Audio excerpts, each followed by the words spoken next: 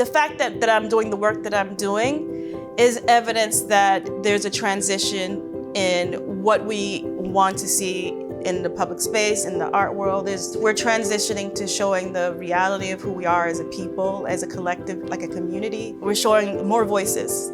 And it's great to be a part of that, especially in a country like this in particular. To have like sort of an African connection in this country is amazingly important, because this country was built by the people who at one point were not shown at all, like and definitely not in the public space. We gotta like plug into reality, and like, you know, the world is big and it includes a lot of people and who make this country like roll. And back in Martin Luther King's day, like there's no way, like, you know, say these pieces that I have, it wasn't at all a possibility.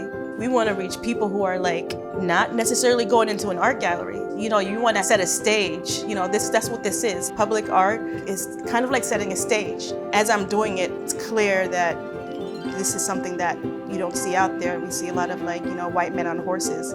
And what I'm doing is a little bit of different breath. With the public, one interesting thing about the pieces are that they are figurative. I do intentional, like the gaze of the eyes to the public is also something that is like, it kind of catches your eyes.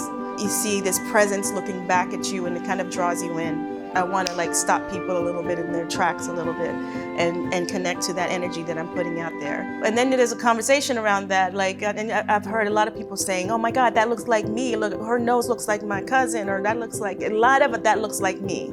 That's the heart of what I was doing. Connection, ancestrally, I believe, even to myself. The piece that connects to me most is interesting because the original piece that it was based on was Alter Ego, a piece that I, at the time, kept on my altar. Essentially putting my face, African features, my nose, my eyes, like my cheek, everything. I knew that was gonna go 14 feet tall. There's a heaviness to that, but if I make it like an alter ego, I can really like express in a different way. And also knowing that I'm like a regular person, someone like me on the street, like a regular person, but like superhero proportions.